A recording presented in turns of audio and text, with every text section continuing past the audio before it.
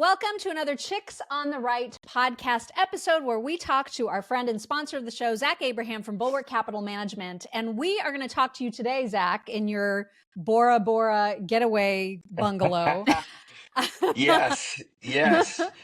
20 years of marriage. 20 years of marriage. Congratulations. That was the price of admission. So I feel like it's one of those where the congratulations or like the best wishes or like good job surviving. Like all those messages should go to my wife. There's You know what I something mean? to celebrate. Where it's like That's fantastic. Yeah.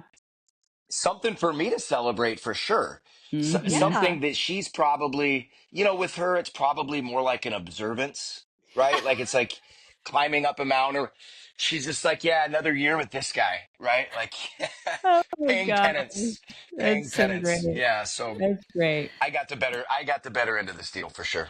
Love it. Well, congratulations. I'm sorry that you're doing this on vacation, but Right. you're going to do the things because you are an Hey. entrepreneur, and that is what entrepreneurs do. we do the things on vacation. That's for sure. That's right. Yes. That's right.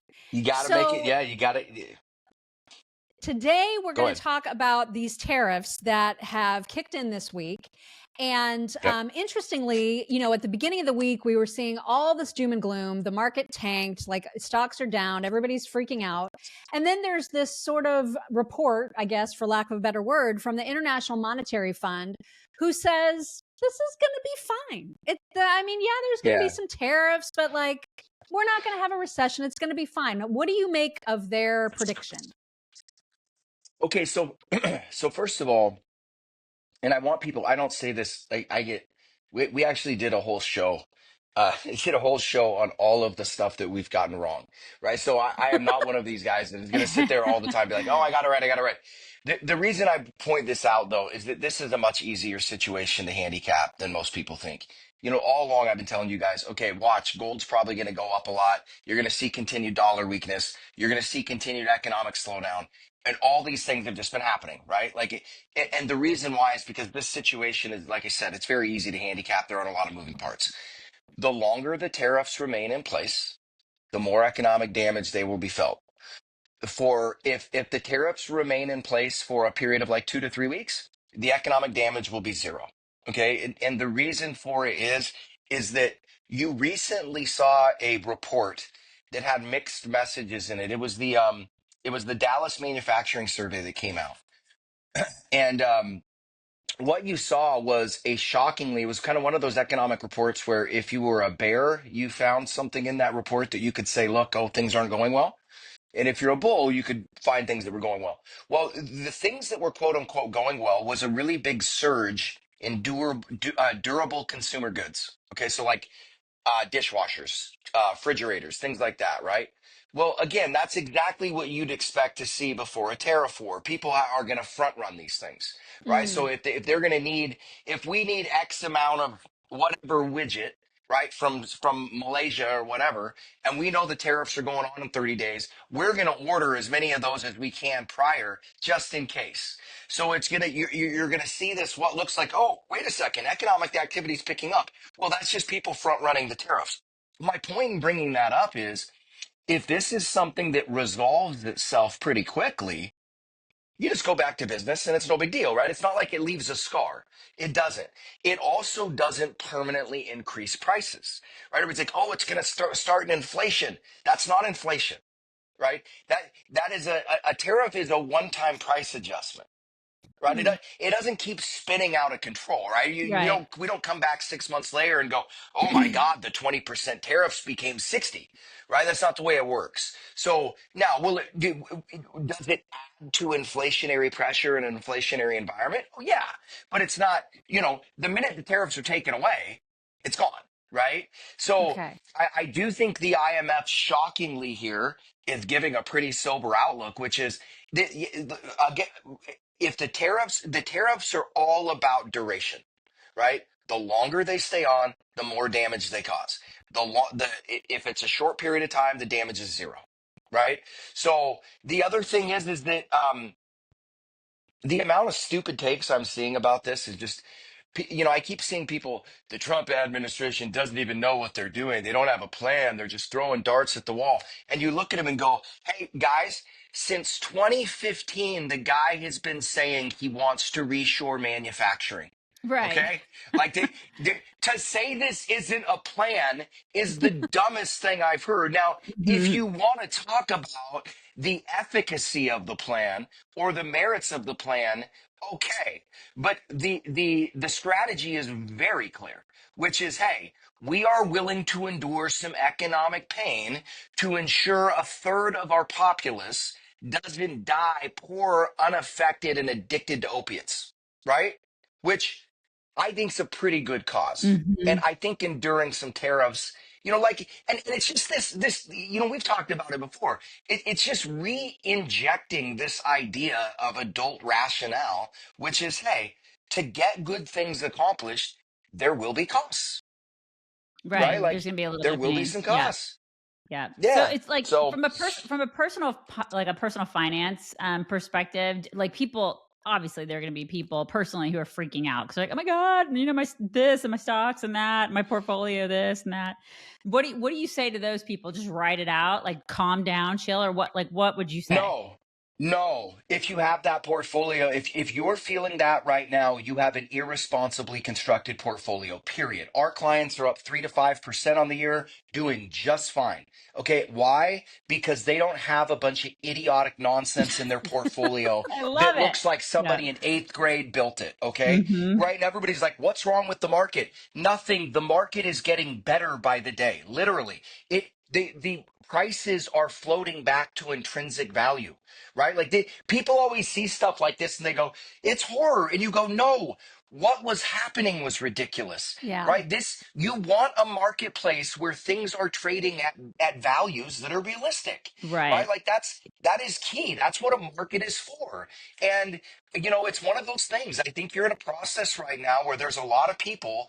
There's an old saying on Wall Street, which is don't confuse brains with a bull market. And there's a lot of people out there that have been really bathing in a bull market for a long time and they've confused it with brains.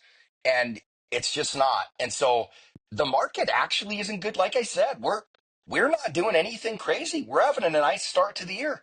Mm-hmm. We just don't own stupid stuff. So if you're feeling that pinch, you own a bunch of stupid stuff. Mm-hmm. So what do you So that's like that's the what I would say. I love with it. the tariffs, with that unpredictability where you're saying it's really about the length of time that they last. Do you hmm have any? I mean, I know I'm not asking you to get into Trump's brain because that's probably a really scary place to be. But what do you think? How long do you think it's going to last? Does it just depend on how these other countries react and whether they come to the table and say, okay, we get it. We want to. Let's put all this to an end. Or do you think that this is going to be a long, protracted tariff run? So here's the way that I think that this is going to bake out. And I have zero confidence that this is really the case, but I think that first of all, when anybody comes out in opposition or with some bluster to push back against Trump, everything they are saying is complete nonsense. Okay. They know it. We know it. Meaning, look, you can sit there and try to act strong and stick your chest out and all that kind of stuff. If we don't have access to your market, it means nothing to us. If you don't have access to ours, you're in a depression. Full stop. Right? Like it's just, and I'm not saying obviously good friends don't beat each other over the head with that fact. But whenever you hear a head of state coming out, getting blustery, sticking, pushing back, I wouldn't even be surprised if Trump knew they were going to do that. And that was a strategy. So they could, you know what I mean? So they could negotiate privately and both don't look like, you know, uh, uh, uh, walkovers or pushovers to their constituency. So looking at it from our angle, I think the risk is extraordinarily overstated, but I don't think it should be overlooked because here's the other thing is you have a government or an economy starting to come off of the greatest financial sugar high of all time at this, at the same time. So you could get, you've got, those are both kind of depressionary or not depressed. I don't want to freak people out. They're both kind of have a depressive impact on the overall economy, right?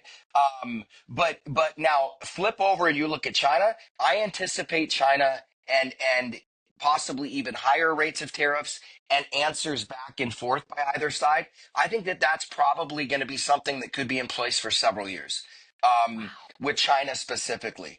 Now, here's the thing, though. I don't really think that they're going to have nearly as big of an impact as most people think, because in an effort to get around those tariffs, people will quit manufacturing things in China, or as many things Right. in China, right? Yep. So I once again, if you play it out, look, at the end of the day, whoever has the biggest consumer economy holds the most cards in a tariff war, Mm-hmm.